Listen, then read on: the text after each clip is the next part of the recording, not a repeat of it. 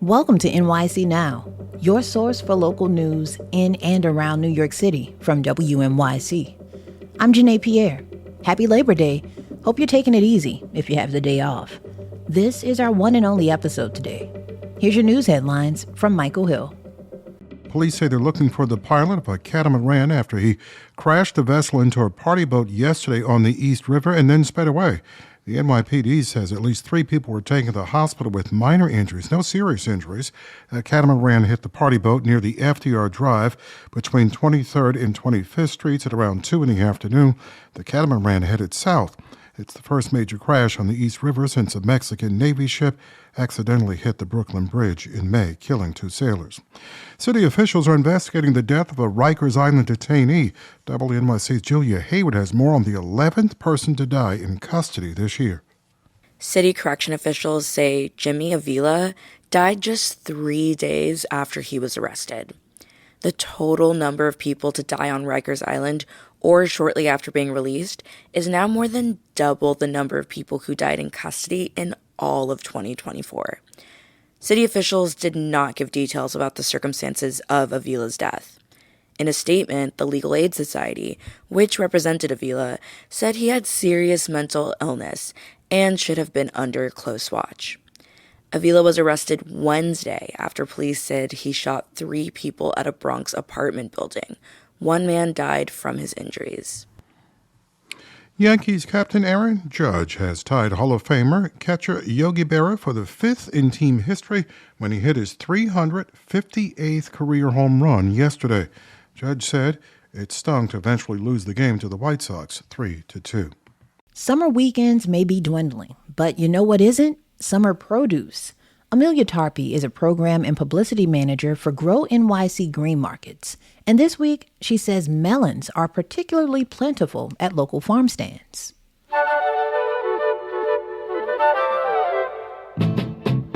Green markets have so many melons right now, and it's not just your typical cantaloupe and watermelon.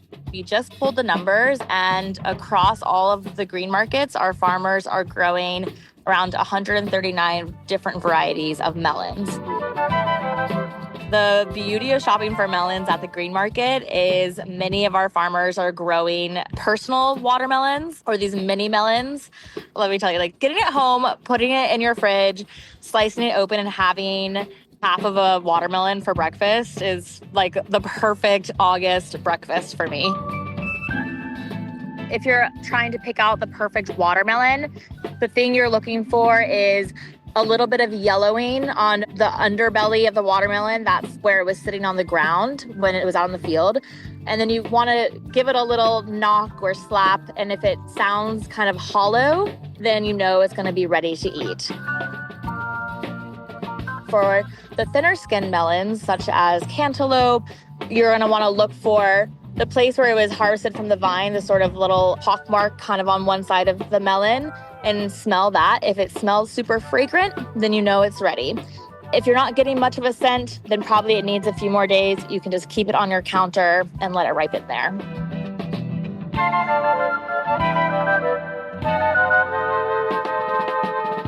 Obviously, melons are perfect for fresh eating. However, if you do want to get into some fun recipes, love a watermelon salad. Watermelon with some fresh mint, a little bit of goat milk feta is really nice. With a watermelon, a lot of times people will just throw the rinds or compost the rinds. However, you can do things with those rinds. You can pickle them or make them into kimchi for a really nice sort of sweet, crunchy snack to add to your pickle plate or throw into a Bloody Mary. All kinds of things you can do.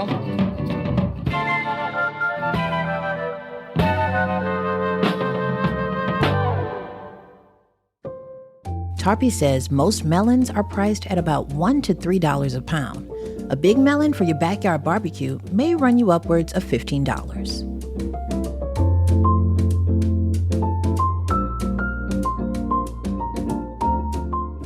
An unofficial water park in a Washington Heights bike lane is making a splash this summer, drawing people from all over the neighborhood after going viral on social media.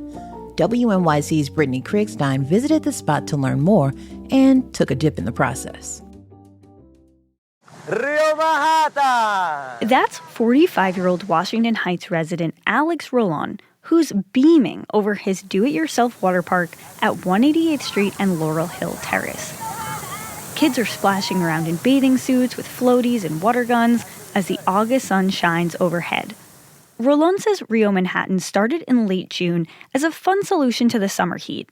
After someone opened up the fire hydrant on the street, flooding the bike lane, he posted a video on Instagram in which he pretends to catch a dead horseshoe crab in the stream. The video now has more than 19 million views. But that's just a fraction of the engagement Rolon has built online. Part of the reason? His on-camera energy, including the big gold chain around his neck he seemingly wears everywhere. And then everybody was talking about this chain, the water, the weird combination of things. So I decided to do it again. We opened up the hydrant, and I said, hey, let's see if we could put floaties and make kids float down the street.